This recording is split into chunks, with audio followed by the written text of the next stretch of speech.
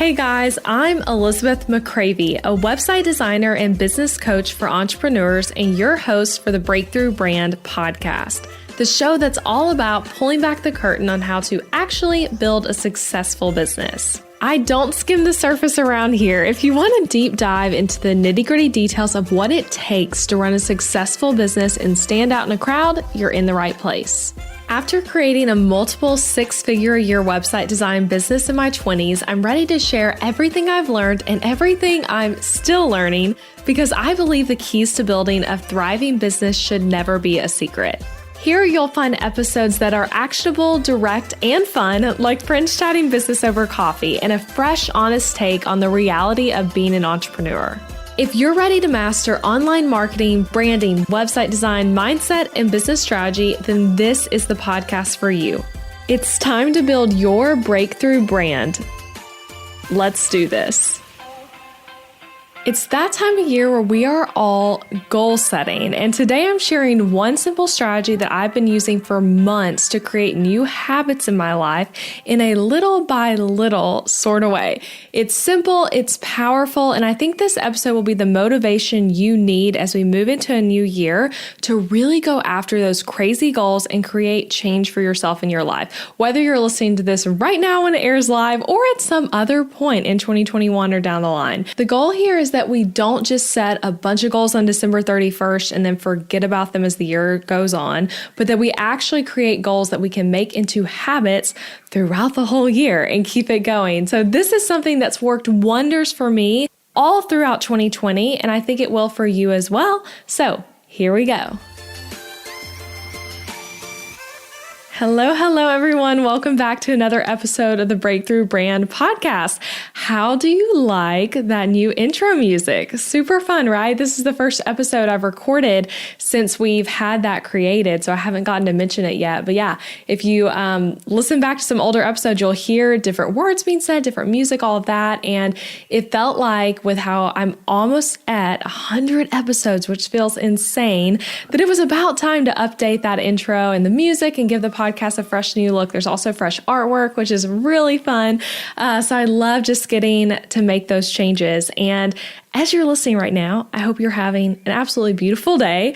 Happy holidays if you're listening to this live. We're right in between that Christmas and New Year's time, which is so super fun. And I know for many of you, if you're like me, then at this time of year, you're thinking about goals. You're reflecting on how the year before went, what you want to bring into the new year.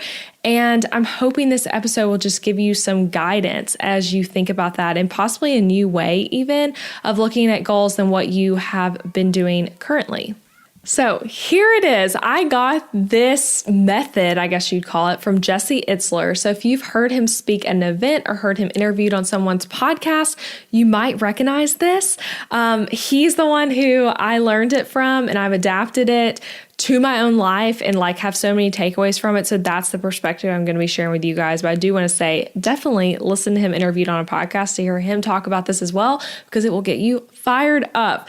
So the concept is he teaches adding one new habit to your life a month, and then typically skipping maybe 2 months throughout the year where you're just refining what had already been added. So by doing it this way, at the end of the year, you have 10 new positive habits in your life. Which sounds amazing, right? With this way of doing goal setting, you're not just saying at the beginning of the year, hey, I have these 10 resolutions.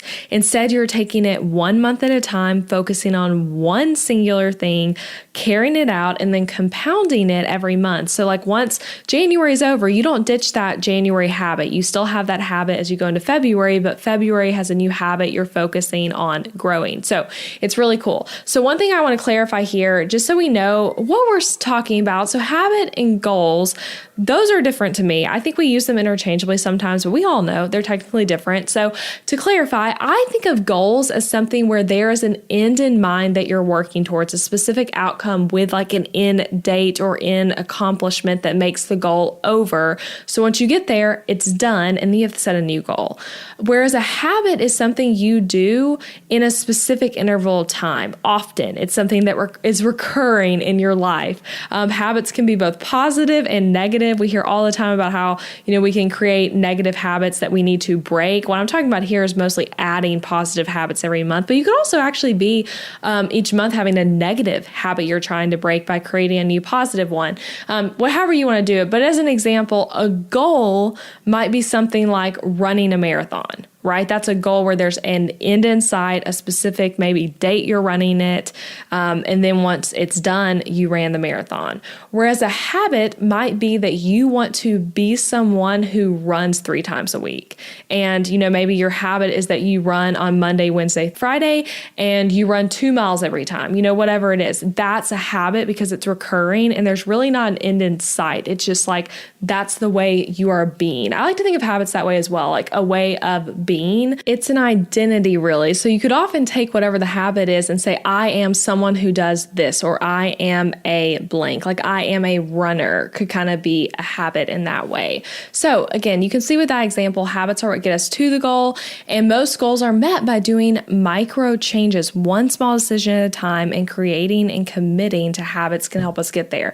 So like I said, for most of 2020, I've done this, not most of, about half of, I guess I'd say. I can't really remember when I started doing this, but focusing on one new habit a month. And Adam, my husband, also did this with me, which was really fun. So we both would always know what the habit the other person was working on, and we could kind of hold each other accountable to each other, even though this whole year we've never done the same habit at the same time, because we always have like completely different goals and interests and things like that we are working towards. So I already mentioned this, but I just want to clarify one more time that the idea here is that the habit continues on. I'm about to give you guys some solid examples of this, but basically like the habit you work on in January, you'll keep it up in February when you add another habit to your life. You just keep it going, which the cool thing about that is that during the month you're forming the habit. That means you can go slow and deliberately to truly make it a habit. It's not like some crash diet where you're trying to survive it for a few weeks. You're trying to change something for good instead, which really is a totally different approach. When you're like saying, this is something I'm working on that's going to be a long-term thing for me, you really do approach it differently than like, this is something I have to do for 2 weeks. This is something I just got to like grit and bear it through for 1 month or whatever it is. So I have an example for you guys from one of the first months I did this actually. That I think is a really good example of this. It is a health-related habit, but you could totally do this for your business, for your personal life in any capacity. Does not matter. And I'm going to give you guys some ideas to implement as well. But here's the example. Intermittent fasting. So I wanted to form the habit of being someone who regularly did intermittent fasting. Every day basically was my goal, but excluding weekends unless I wanted to do it then. And obviously like still living my life. So like if someone, is asking me to go to a breakfast date at 6 a.m. and I want to eat breakfast that early and break the fast sooner, that is obviously fine. But intermittent fasting is something I've done for years, kind of on and off, but never really made it a true habit. And really a lot of times I was doing what I said in the example of like, oh, I just got to do this for 1 month, versus making it a habit. And I've read so much about all the benefits of this. I know I feel better when I do it, when I have a longer break, that giant break when you're sleeping and then before bed and in the mornings without food and giving your body and your digestion a break. I knew that made me feel better. So it was something that was important to me. So I wanted to form the habit of being someone who did intermittent fasting. So if I were to have treated it like a crash, doing this for 30 days kind of thing, then what I could have done is go all in on day one and be like, today I'm doing a 16-hour fast or an 18-hour fast or whatever, like really high number I want to do. I'm just like, I'm going to do it with willpower. And what would probably happen in that case is that I would get burned out on the whole thing pretty quickly, decide it's too hard. I'm really hungry when you're not used to doing that. All of a sudden to like wait 16 hours with eating, which of course some of that's when you're sleeping if you don't understand intermittent fasting, just to clarify that. But that might feel like a whole lot, right? You get burned out quickly and it feels really impossible. So instead, the way I do it is because I'm forming a habit, again, not a crash course thing. I started it with a 12-hour fast for the first few days. I decided 12 hours is how long I'm going to fast, which really when you consider that like most nights I'm sleeping for 8 hours, that's like 2 2 hours on either end, basically. So really not that much, but kind of getting me used to it, used to paying attention to it. So I did that for a few days. And then I did a 13-hour, then a 14-hour, and then I hovered around 15 to 16 hours for my fast after that going forward. But for about the first 2 to 3 weeks, I was working my way there and getting myself used to like the not snacking at night, waiting longer to have breakfast in the morning, figuring out, what coffee made sense for me not to feel like I'm breaking my fast, because I'm one of those intermittent fasting people who totally still has coffee in the mornings. And I think that is okay. That is certainly okay by me. But anyway, kind of figuring out some of that sort of stuff. So I did that for about the first 2 weeks of it. And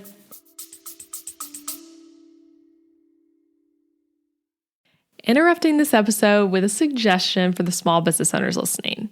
Ever wonder what you should do for healthcare when you and your spouse are both self-employed, so there's no work-provided health insurance to participate in? Well, when my husband Adam joined me in the entrepreneurial job space over 4 years ago, we joined Christian Healthcare Ministries instead of getting traditional health insurance. And it was the best decision for us, especially in these years of growing and raising a family while also running multiple businesses. CHM is a health cost-sharing ministry and is a faith-based alternative to health insurance. We did tons of research before choosing CHM, and if you know me and Adam, you know we are all about doing the math when making big or small financial decisions. And even though it's not insurance, CHM shares 100% of eligible medical bills, which is more than the typical 70 or 80% of medical bills paid for by insurance companies. All sharing is determined by the CHM guidelines, which you can check out before and after joining. And for the mamas and mamas to be listening, you truly cannot find a better healthcare option for maternity care.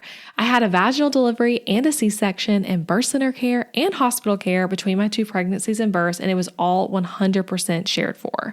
And outside of birth, we've had our share of emergency room visits and procedures as a family, and those costs were all shared by members at Christian Healthcare Ministries, leaving us only paying our monthly contribution. CHM is less expensive month to month than insurance, and because there's no network, you can choose your care with whichever providers best fit your family.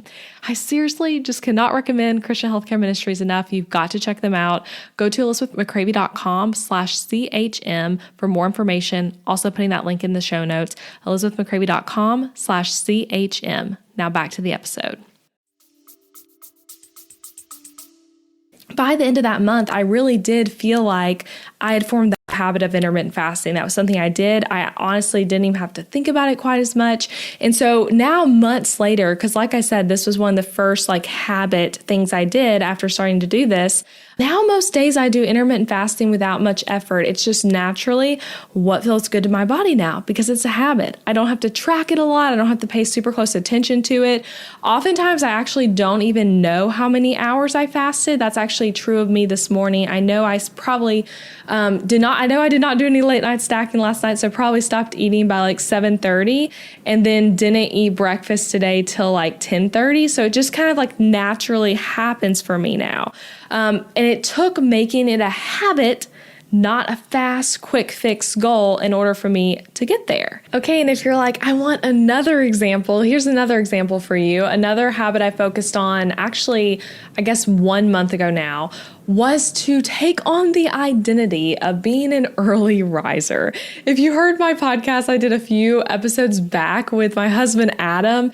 He lovingly told me a funny thing about me is that I think of myself as a morning person when I'm really not. And that's because I definitely am an aspiring morning person, or I have been many times in my life of wanting to be able to be someone who gets up at 5 a.m., but really being someone who gets up at more 6:30 or 7. So anyway, that was one of my things, one of my habits of taking on the identity of being an early riser. So the way I did that over that month was I started by aiming for 6:30 a.m. every day, no exceptions. I did things like setting multiple alarms, prepping my coffee the night before so I can just press a button and then I have fresh coffee, which is definitely motivating to help get me up. Making sure I'm going to bed early enough that it actually makes sense to, get up before then. Because let's be real, if you're staying up crazy late, you're not going to feel like waking up early.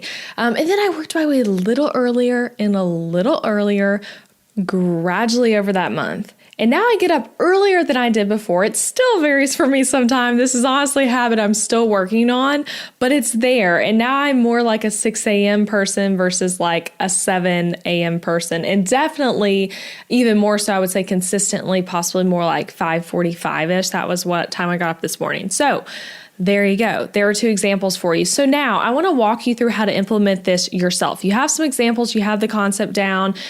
Here are some ideas for implementation. So to start, as you've been listening to this, you've probably already thought of some, but maybe jot it down in your phone, mentally say it to yourself as a reminder, draw it in a notebook, whatever. But what habits do you want to form in your life this year?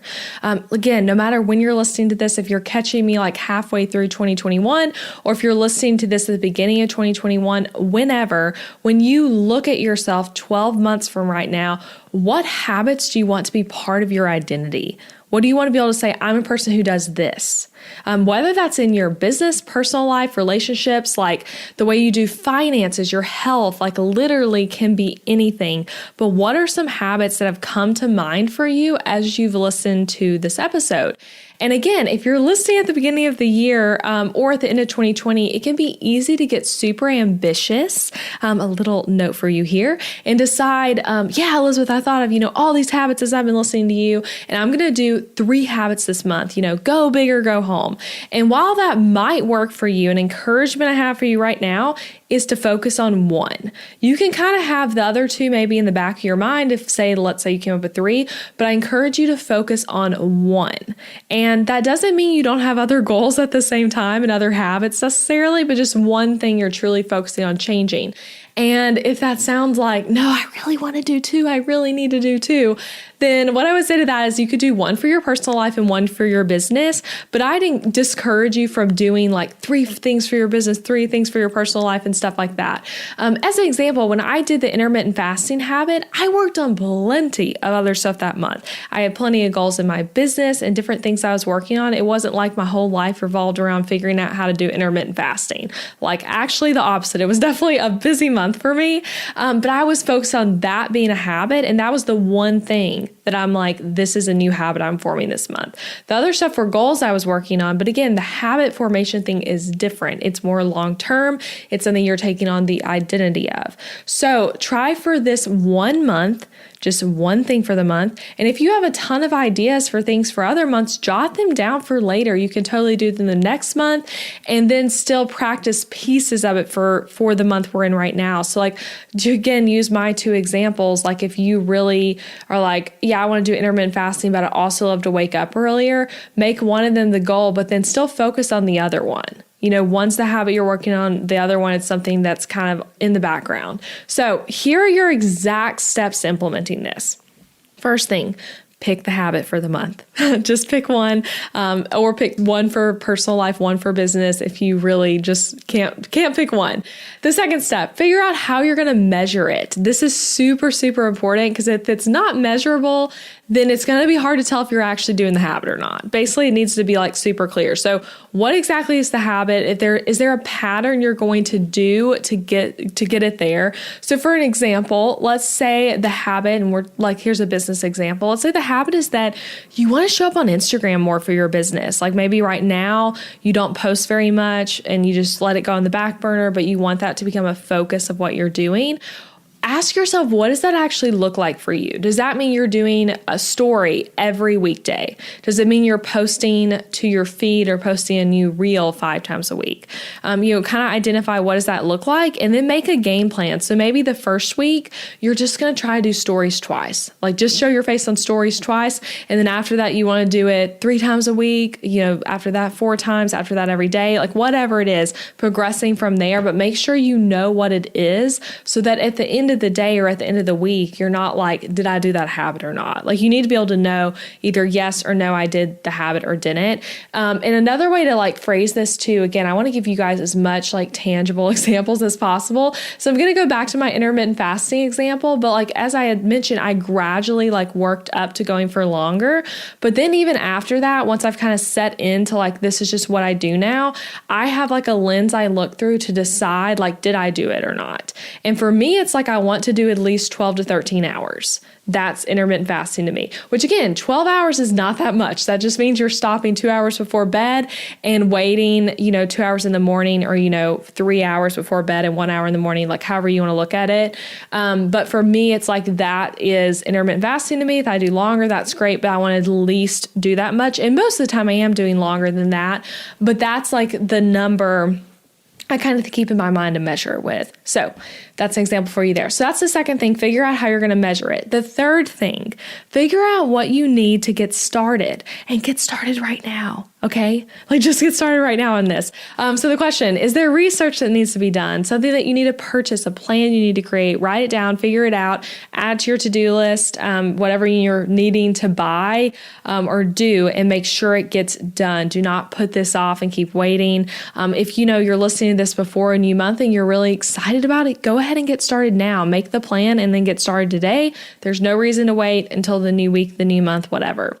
Okay, fourth thing, tell someone what your new habit is. And seriously, this one is so transformational, I think, to this whole process. So tell your spouse, your roommate, your business bestie who maybe listens to this podcast with you. I know so many of you, I love it when I get messages like this, but say that you have a group of business friends where you guys all listen to the show. And I can't remember who it was, but one of you guys actually messaged me and said that you and your business friends were all going to be listening to the 2020 marketing and trends predictions, 2021, that episode, and discussing it together, which I just think is so fun. So if you have someone like that, a friend who also listens to this podcast, tell them what the habit you're working on is. Tell your spouse, say, hey, I'm trying this new thing this year where I'm going to do one habit a month. This is the habit I'm working on right now. Just want to let you know, can you hold me accountable if you see me like not doing this, So telling someone. And then the fifth thing, to take it a step farther, create accountability in addition to telling someone. So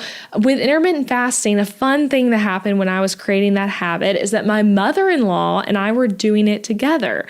And she wasn't doing the same format as me of like creating one habit a month, but she wanted to start doing intermittent fasting. She was also new to it. So we did it together. We texted about it a lot, and we used an app that I can go ahead and tell you guys the name in case you're curious, but I think it's called the Life app, but it lets you track your intermittent fasting of like when you start and then turn it off. And like that's how I actually kept track easily of like how long I was doing it. So you can set like a fasting goal of like 14 hours, 15 hours, whatever. And if you have a friend on there, you can have what's called a fasting circle, which is pretty funny. But we did that and would like track each other's stuff. So we could see like, she's over here doing 14 hours, I'm doing 13, and we can kind of see and cheer each other on. So that was really fun. It was super helpful. So with that, is there someone in your life who might want to do the same habit with you for the new month? Ask them to join in and maybe even send them this podcast episode so they have context for what you mean when you say that's the habit you're focusing on this month. Give them a little context by sending them this episode. So that's it, you guys. That's how I do this, a new habit every month to help you achieve your goals. And as we close out, this is the last episode I'm doing of 2020, which is so fun. And I think this is a great note to end on. But I have a little bit of just like last words of encouragement for you as you set goals and habits. So remember that getting where you want in life is done in teeny tiny decisions. It's one decision here, another decision there that gets you closer or farther away from where you want to be. And so when you look back at the end of the year, what you achieved or didn't achieve, you can often draw back to little decisions you made. A decision that's towards the goal here, a decision that's away from it here. It's all little decisions. And most of the time, it's really inconsequential, boring decisions. Sometimes boring decisions you don't want to do or aren't fun. They aren't cool. They aren't like something really awesome to post on your Instagram. Sometimes they're scary and decisions that make you nervous, but it's all little decisions that really get us to where we're going. And again, I want to emphasize that of like, they're often boring decisions. Like seriously, look back right now at something you're really proud of that you accomplished in 2020 or a new habit you created. Since we're talking about habits or a goal you hit, if you think about how you get there, you probably did some really boring things that no one saw that got you to that goal. Little decisions, like I said, here and there are what take you to that dream. So it's all about decisions. So as you set goals, as you think about this new habit, focus on decisions, saying yes or no to things, moving in that direction or this direction. And don't just let yourself spend your life in indecision mode where you're like, I don't know what I'm working towards. I'm not sure what to do. I'm just going to sit here and kind of idle in place. Make a decision here, make a decision there, this way or that way. And I think something that's really helpful for me when I'm feeling like maybe progress is stalled a bit or unmotivated even, something that really does help me is to make a decision to make a decision is really the best way to say it. But deciding for myself right now, I'm going to make a decision about this. I'm either going to decide to go to the gym right now. I'm going to decide to stay home and work. Like I'm not going to be in this in between of like, should I work out right now? I don't really know if I feel like it. I kind of want to, but it's raining. Like just making a decision one way or the other. And then once you decide, taking that as a commitment to yourself, having your own back. I believe I talk about that in the episode that aired last week about scheduling your week on a calendar. Having your own back is huge for your success, you guys. You got to make the decision and then hold yourself to it. Really a blessing for your future self when you do that, when you make a decision that benefits yourself later and actually stick to it. So there's my little rant to close us out. Make decisions. Decisions are what get you where you're trying to go. So I hope this episode is huge for you. And I hope you try this new habit formation idea to help you achieve your big dreams for the new year. And here's my call to action for you. Like I said, share this with a friend who you might want to join in with you.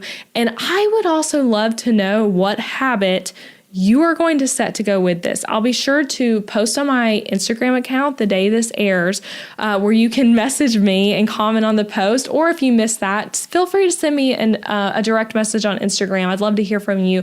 But please tell me, like, what's the goal, the habit that you're going to set for this first month that you're going to start doing this. Again, even if you're listening to this way into the future, I want to hear from you. What is that habit you're setting? What's your game plan and how did this impact you? And yeah, again, share this with someone who needs it. Okay. Love you guys. Peace out of 2020. I hope you have seriously such a beautiful New Year celebration. And I hope too that you're taking time off right now, if you're listening to this live, to do reflection on your business and your life for this year, taking some rest and time to be with family. And I'm excited to see you guys in the new year. All right. Bye for now. Thank you for listening to the podcast this week, friend. I appreciate you being here. And hey, if you enjoyed this episode, I want to tell you about something. I would encourage you to check out my website template shop. Over on elizabethmccravey.com, you'll find Show It website templates, and they are easy to use, strategically designed, and created to help you book more clients and customers. Maybe your current website is really boring. I don't know, maybe it is, and maybe you don't want to hurt its feelings, but you know it's true. And your website needs to be strategically and intentionally designed in order for it to convert your viewers into raving customers. And that's what these website templates do on MShop. These are pre-made website templates built for the Show It platform where you can plug and play your content into the template with ease and then get started with a website that is made to actually make you money. Isn't that what we all want, right? So go shop the templates at elizabethmccravey.com/shop. That link is also in the show notes. And don't forget that you can actually subscribe to this podcast wherever you're listening so that you never miss an episode. And I would so appreciate it if you left a rating and review for the show on Apple Podcasts, or even just share it with a friend. It's a great way to support the show and then give us your feedback. So thanks so much for listening.